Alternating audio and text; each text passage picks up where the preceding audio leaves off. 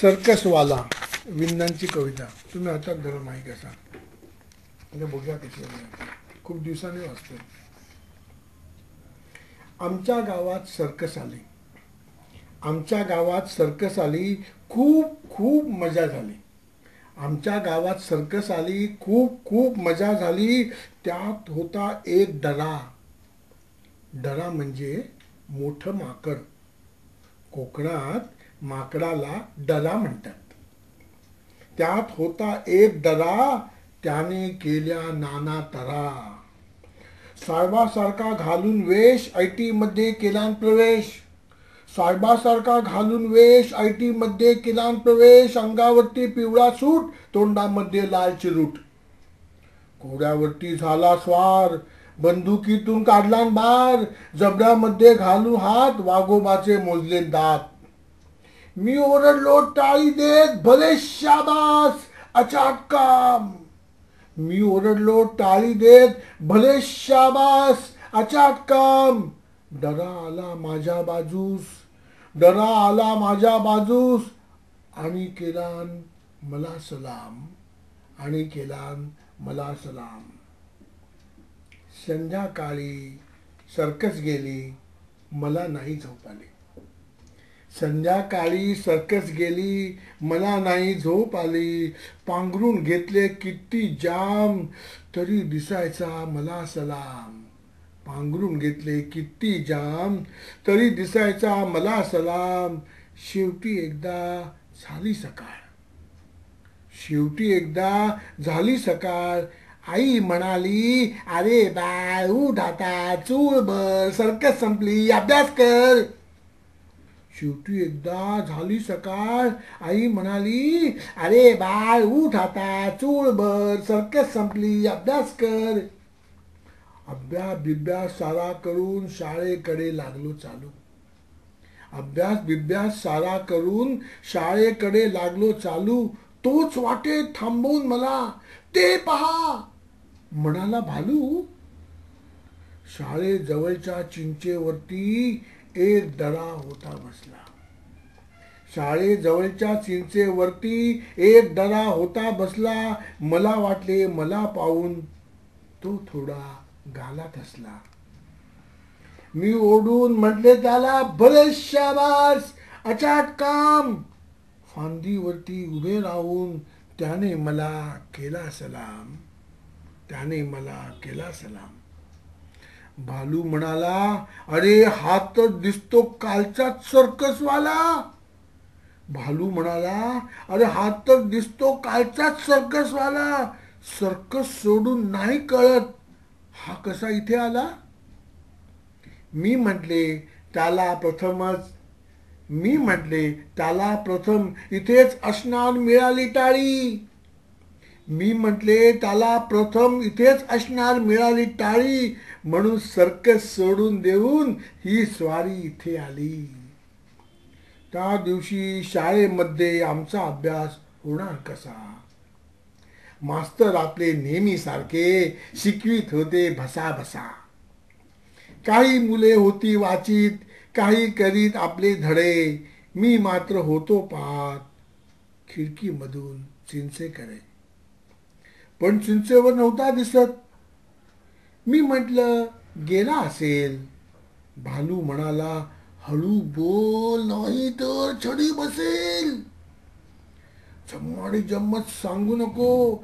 शाळा सुटताच आपण जाऊ आणि आपल्या डब्यामधली उरली पोळी त्याला देऊ. घंटा केव्हा होते याचीच आम्ही होतो बघत वाट. पेंग येऊ लागली म्हणून मास्तर सुद्धा बसले ताठ. तोच पडले 10 टोले. शाळा सुटली, मुले गेली. मास्तर म्हणाले, आज घंटा मला वाटते लवकर झाली. इतक्यात भीम्या धावत आला आणि म्हणाला, माफ करा, ही घंटा माझी नव्हे, एक डरा, एक डरा. चिंचेखाली डरा होता, नक्की बघत आमचीच वाट. चिंचेखाली डरा होता, नक्की बघत आमचीच वाट.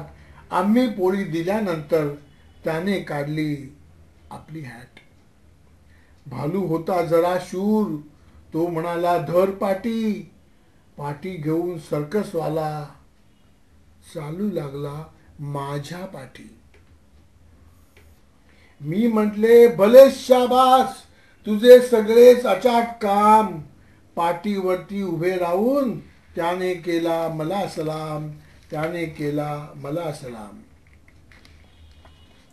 भालू म्हणाला हे रे काय, माझीच पोळी माझीच पाठी आणि साला सर्कसवाला करतो तुझ्या पाठी पाठी. त्याला सांग नीट वाग, माझे नाव आहे भालू.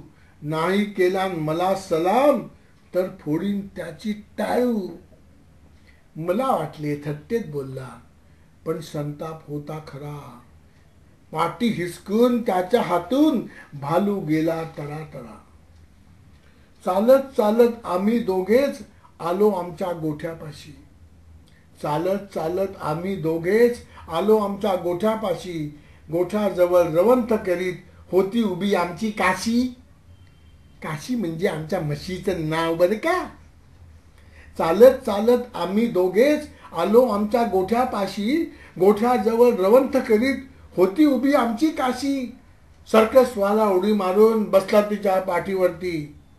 मी म्हटले बस जपून, नाहीतर जिरेल पुरती. ही म्हैस फार झुजरी, तिच्या नाकात नाही लगाम. शिंगावरती उभे राहून त्याने केला मला सलाम. अंगणामधून माझी आई पाहत होती प्रकार सर्व. अंगणामधून माझी आई पाहत होती प्रकार सर्व. ती म्हणाली बरे झाले या काशीचा जिरला गर्व. हे माकड दिसते शूर, आपला मोत्या अगदीच भित्रा. असले माकड मिळू शकल्यास कोण ठेवील घरी कुत्रा. पण मोत्या नव्हता मूर्ख, तो मुळीच भुंकला नाही. पण मोत्या नव्हता मूर्ख, तो मुळीच भुंकला नाही. शेपटी हलवत पुढे येऊन लागला चाटू त्याचे पाय. सर्कसवाला घरी आला, 2 तासात घरचा झाला. अंगणामधला काढला केर, गाडग्यांमधली मारलीन गणस आणि उद्याच्या भाजीसाठी झाडावरून काढला फणस. आई बरोबर निवडलीन भाजी, आजोबांचा कुटलान वडा. आई बरोबर निवडलीन भाजी, आजोबांचा कुटलान विडा. आजी म्हणाली गेल्या जन्मात कोणीतरी असणार बडा. बाबा म्हणाले असेल सुद्धा, पण निदान एवढे खरे, न शिकलेल्या माणसापेक्षा हे शिकलेले माकड बरे. बेबी आली भलतीच खुशीत, म्हणाली झोपणार कुणाच्या कुशीत. तिचाच होता वाढदिवस, जेवणासाठी होता थाट. मीच घेतली पाट पाने, पंक्तीत मांडला त्याचा पाठ. त्या दिवशी बेबी सुद्धा नाही म्हणाली अगदी मल्ला. त्या दिवशी बेबी सुद्धा नाही म्हणाली अगदी मल्ला. जरी आई गेली वाढून 3 लाडू आदित्याला. सर्कसवाला झाला खुश, राहिला उभा पाटावरती. 3 लाडू हवेत उडवून झेलत बसला एका हाती. बेबीने पुन्हा वाजवली टाळी. आजी म्हणाली राम राम. सर्कसवाला लवला खाली आणि बेबीला केला सलाम. बेबीने एकदम वाजवल्या टाळ्या, गेली विसरून उष्टा हात. आम्ही सगळीच झालो चकित, आजोबा सुद्धा राहिले पाहत. जेवून खाऊन आम्ही सगळी ओटीवरती होतो येत. जेवून खाऊन आम्ही सगळी ओटीवरती होतो येत. सर्कसवाला आजोबांचा विडा होता कुटून देत. तोच बाहेर वाजले बूट, तोच बाहेर वाजले बूट. दचकून उठला सर्कसवाला. इतक्यामध्ये एक माणूस दार उघडून आत आला. तोच बाहेर वाजले बूट. दचकून उठला सर्कसवाला. इतक्यामध्ये एक माणूस दार उघडून आत आला. त्याच्या मागे होते अनेक, त्यात होता भालू सुद्धा.